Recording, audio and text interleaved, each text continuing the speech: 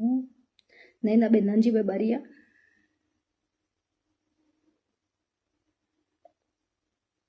વાત કરવી છે મારે એક ષડયંત્રની કે રીમા ઝાલા દ્વારા મારી ઉપર 5 ગુના નોંધવામાં આવ્યા છે કે જેમાં મારો 1% કે એક પણ ગુનામાં રોલ નહોતો. વાત કરીએ એટ્રોસિટીના આરોપી કે જે મારા દાદાના દીકરા થાય અનિલભાઈ અને મુકેશભાઈ, એના 2 અજાણ્યા 2 ભાણિયા એ રીતે ફરિયાદ નોંધાણી હતી એટ્રોસિટીની. એમાં મારા દાદાના દીકરાએ કે જે એટ્રોસિટીના આરોપી છે એણે 3/10/2025ના રોજ પિટિશન દાખલ કરેલી અને આરોપીના નામ સામેથી જાહેર કરેલા. અક્ષય અને ચિરાગના નામ, અજાણ્યા જે 2 ભાણિયા હતા એના અક્ષય અને ચિરાગના 2 નામ જાહેર કરેલા. પછી પાર્થને 4 વાર નિવેદન લઈ જવા દેવામાં આવ્યો. પાર્થ જો આરોપી હોત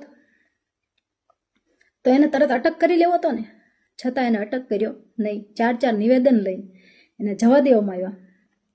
મારા દાદાના દીકરાએ 3/10 પિટિશન દાખલ કરી, એમાં આરોપીના નામ જાહેર કરી દીધા, છતાં 12/11ના રોજ પાર્થને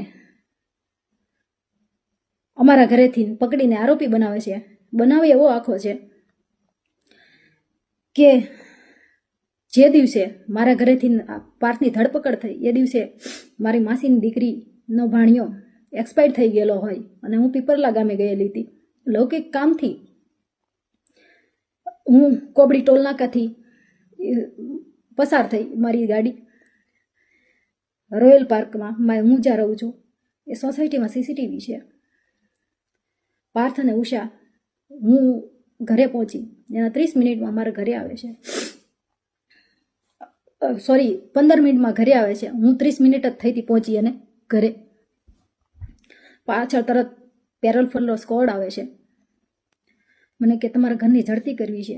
ઘરની ઝડપી દરમિયાન એ લોકોએ ગેટવેથી જ વિડીયો સ્ટાર્ટ કરી દીધો હતો ઉતારવાનો મારા ઘરનો. મને કે મેં કીધું જી સાહેબ મેં કરી લો ઘરની ઝડપી.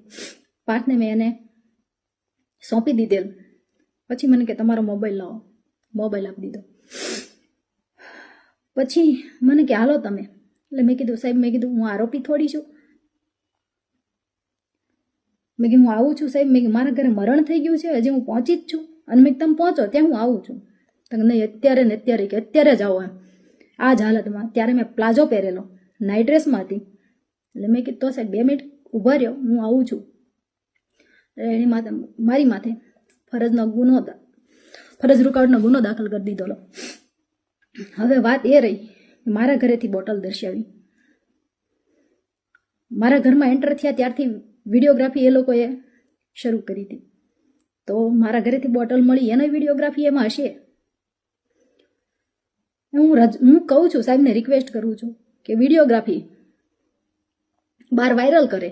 મારા ઘરેથી જો વસ્તુ મળી તો એની વિડીયોગ્રાફી મને આપે, વાયરલ કરે મતલબ. અને મારા ઘરેથી બોટલ મળી, મારા કબજામાંથી બોટલ મળી, તો પાર્થ અને ઉષા આરોપી કેમ બને? એક બોટલમાં 3 આરોપીના નામ નાખવા, જેના કબજાનો હોય એની માથે હોય. પાર્થ ને ઉષાને શું છે? મારા ઘરેથી બોટલ મળી જ નથી. મારા ઘરેથી બોટલ મળી તો વિડીયોગ્રાફીમાં કેમ નહીં? એને વિડીયોગ્રાફી સાથેનું પંચનામું કર્યું છે. એટ્રોસિટી, ફરજ રૂકાવટ અને બોટલ. મને 15 તારીખે ખબર પડી કે મારી માથે ગુનો દાખલ થવાનો છે. એટ્રોસિટીમાં મને આરોપી બનાવવાની છે અને મારી જેલ એન્ટ્રી છે, જેના કારણે 15 તારીખે હું ફરાર થઈ ગયેલી. મેં આગોતરા જામીન મૂકેલા. હું મુંબઈથી મતલબ અમદાવાદ આવતી હતી. એ દરમિયાન મુંબઈ અને સુરતના ટોલનાકા વચ્ચે પીઆઈ જેબલિયા સાહેબ અને સ્ટાફ સાથે ઊભા રહી ગયા. હું અલ્ટિકા કારમાં આવતી હતી. મારી સાથે 2 બ્રાહ્મણ ભાઈઓ હતા. ટોલ નાકે પહોંચતા એ લોકોને ઉતારી નાખે છે પીઆઈ જેબલિયા સાહેબ. હું પાછળની સીટમાં સૂતી હતી, આ બે ભાઈઓ આગળ હતા, એટલે એને ઉતારી નાખે છે, જેનો મને ખ્યાલ હોતો નથી. પાછળની સીટમાં મારી બાજુમાં, એક્ઝેક્ટ મારી બાજુમાં પીઆઈ જેબલિયા સાહેબ આવીને બેસી જાય છે. આગળ એક કોન્સ્ટેબલ ભાઈ ડ્રાઇવિંગ કરે છે ગાડીની. પછી 50 થી 55 કિલોમીટર જેટલું હાલી જાય છે. ત્યારે મારી આંખ ખુલે છે તો જોયું તો મારી બાજુમાં જેબલિયા સાહેબ, આગળ જોયું તો ડ્રાઈવર ભાઈ બદલાઈ ગયા હતા, ઓલા લોકો. પછી મેં પાછળ જોયું તો પાછળની નંબર પ્લેટ વગરની ગાડીમાં, ક્રેટા ગાડીમાં મારી યારે જે બે ભાઈઓ બ્રાહ્મણ હતા એ ક્રેટામાં હતા. એટલે મને ખબર પડી ગઈ કે હવે મારો તો આખો ધરપકડ થઈ ગઈ. એટલે મેં કીધું સાહેબ, મેં કીધું મને કે મોબાઈલ આપો, મોબાઈલ આપજો. મેં કીધું સાહેબ, મેં કીધું ધરપકડ કરી જ લીધી છે. મેં કીધું એક કોલ કરવા દો, મેં મારા ઘરે હું કહી દઉં કે મારી ધરપકડ થઈ ગઈ છે, કોઈ ચિંતા ન કરતા. મને કોલ ના કરવા દીધો. પછી કાંઈ વાંધો નહીં, મેં કીધું, મેં સાહેબ, મેં રિક્વેસ્ટ કરી કે સાહેબ હું કોઈ ટેરરિસ્ટ નથી, હું આતંકવાદી નથી કે તમારે યાર આટલી બધી મિસબિહેવ કરો છો. તોય મને કે નહીં, કે ઉપરથી કે ના છે કે હું તમને કોલ નહીં કરવા દઉં. કાંઈ વાંધો નહીં. પછી મેં કીધું સાહેબ વોશરૂમ જવું છે. મેં 10 થી 12 વખત એમ કીધું સાહેબ મારે વોશરૂમ જવું છે. મને કોઈ જવાબ નહીં આપવા મળ્યો. 350 કિલોમીટર સુધી પાણી તો નહીં પણ વોશરૂમ સુદ્ધા મને નથી જવા દેવામાં આવી. એટલે મેં પછી એમ કીધું, મેં કીધું સાહેબ તમે આ રીતે મારી ધરપકડ ના કરી શકો. તમે મારું ધરપકડ નથી કરી, તમે મારું કિડનેપિંગ કર્યું છે. મહિલા પોલીસ કર્મચારી નહોતી. મેં હું આ બધું કોર્ટમાં કહીશ કે મારી યારે આવું તમે કર્યું છે. તમે મહિલા પોલીસ કર્મચારી વગર કર્યું છે ધરપકડ,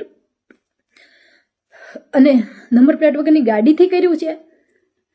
અને ત્યારે મેં જોયું તો સૂર્યોદય નહોતો થયો, અંધારામાં ધરપકડ મારી કરી છે.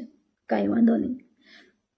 પછી મને ભાવનગર થોડીક વાર હોય છે, 30-40 કિલોમીટરની વાર હોય છે. એટલે મહિલા પીએસઆઈ આવે છે અને મને એ ગાડીમાં, પોલીસની ગાડીમાં મને ટ્રાન્સફર કરે છે.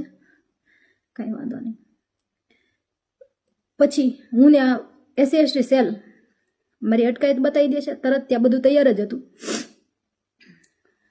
પછી મારી જેલ એન્ટ્રી 24/11 રોજ જેલ એન્ટ્રી થાય છે. 3 ગુના ઓલરેડી નોંધાઈ ગયા: એટ્રોસિટી મદદગારી, પ્રોહિબિશન 1 બોટલમાં, અને ફરજ રોકાણમાં 3 જેલ એન્ટ્રી થઈ છે. એટલે મારો જે સામાન હું ફરાર હતી એ દરમિયાન સામાન સીધો જેલમાં જાય છે. જેલમાં સરખી ઝડપી ન હોવાથી મારું સિમ ભૂલથી એ લોકોથી મારી બેગમાં રહી જાય છે. એટલે ઝડપી આવે છે અને મારી પાસેથી 1 સિમ કાર્ડ મળી આવે છે. અને જે મારી જેલ એન્ટ્રી 24/11/2025 થી 12/12 સુધી, 12/12/25 ના રોજ સુધી ક્યારેય એક્ટિવેશન કે બિન અધિકૃત એનો ઉપયોગ કરવામાં આવેલ નહોતો. કે મને એ સમય દરમિયાન મારી એક પણ ચીજ જેલમાં આવવા દેવામાં આવી નહોતી, કે મારે કે સિવિલ આવેલી નહોતી, કે મારે કોઈ મુદત આવેલી નહોતી. તો એ સિમમાં મને આરોપી બનાવી દે છે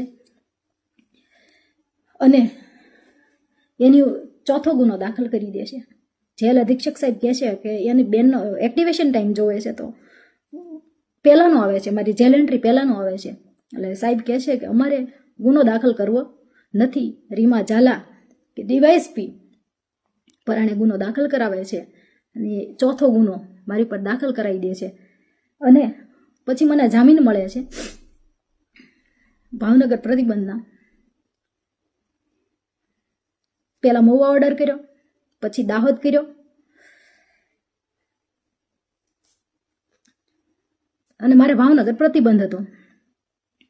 તો હવે વાત એ રહી, આ સિંગલ મધર તરીકે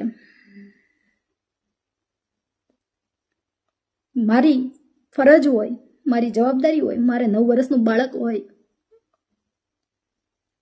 અને આજ 3 મહિનાથી મારો બાળક સ્કૂલે ના ગયું હોય, મારું ઘર રીમા ઝાલા દ્વારા તદ્દન ખોટા ગુના દાખલ કરીને વેર વિખેર કરી નાખવામાં આવ્યું હોય, છતાં આજ 5મો ગુનો મારી માથે દાખલ કરી દેવામાં આવે છે. રીમા ઝાલાને જ્યારે હું મળવા ગઈ ને, મને પહેલી વાર જ્યારે બનાવ બન્યો ને ત્યારે પહેલી વાર મળવા ગઈ ને ત્યારે જ કીધું હતું કે તારી જિંદગી કે તારી અને તારા પરિવારની જિંદગી કે બરબાદ કરી દેશે. તમે કે તમારી હાથ પેઢીમાં કે ક્યારે આવું નહીં જોયું હોય, તમારી જિંદગી કે બરબાદ કરી દેશે, તમને જીવન લાયક નહીં રહેવા દેવાનું. ખરેખર રીમા ઝાલાએ એ વસ્તુ કરી. એસીબીમાં ફૂલ ટ્રાય કરી લીધી, જીએસટીમાં ફૂલ ટ્રાય કરી લીધી, મારા તમામ ગ્રુપમાં કોઈ માણસને બાકી નથી મૂક્યો. રીમા ઝાલાએ તમામ માણસોને ફોન કરીને બધાને બોલાવ્યા કે નૈના વિરુદ્ધ તમે ગુનો દાખલ કરો. એ માણસો પાછા મને કહે છે, મારી પાસે એના પુરાવાઓ છે. રીમા ઝાલા એમ કહે છે તમને એસપી સાહેબ દ્વારા સંપૂર્ણ મદદ મળી રહેશે, તમને આઈજી સાહેબ દ્વારા તમામ મદદ મળી રહેશે, એવું રીમા ઝાલા કહે છે. તમે ક્યાંય બિંદાસ, તમે ક્યાંય ડરોમાં, હું તમારી હારે છું, તમે નૈના વિરુદ્ધ ગુનો દાખલ કરો. એટલે હું એ કહેવા માંગુ છું કે મેં કોનું ખરાબ કર્યું છે, કે મારો કોણ દુશ્મન છે, કે આટલી હદે હું કામ મને આટલી ટોર્ચર કરે છે, આજ મને મરવા મજબૂર કરી દીધી છે. મારું ઘર વેર વિખેર કરી નાખ્યું છે. 5 ગુના છતાંય હજી એવું નથી કે મારી ઉપર 6ઠો ગુનો દાખલ નહીં કરે. એને 5 ગુના કરી નાખ્યા, હવે પાસામાં ઠોકાઈ જાઓ. મારું ઘર તો ઓલરેડી એને વેર વિખેર કરી નાખ્યું. મારું બાળક ભાવનગર જે 9 વર્ષનું છે, જેને ભત્રીજો રાખે છે, બેનની ભાણકી રાખે છે, ઘર તો આખું વેર વિખેર કરી નાખ્યું. મારું બાળક 3 મહિનાથી સ્કૂલે નથી ગયું, મારો દાહક ખાતે ઓર્ડર કરી નાખ્યો, મારા બાળકને હું મળી નથી શકતી. છતાં રીમા ઝાલાએ કુંદનને 5મો ગુનો મને દાખલ કરાવ્યો. કુંદનને સામેથી 30/12 SC/ST સેલે મતલબ મહુવા ખાતે બોલાવે છે, એ 2 વોરંટ આપે છે.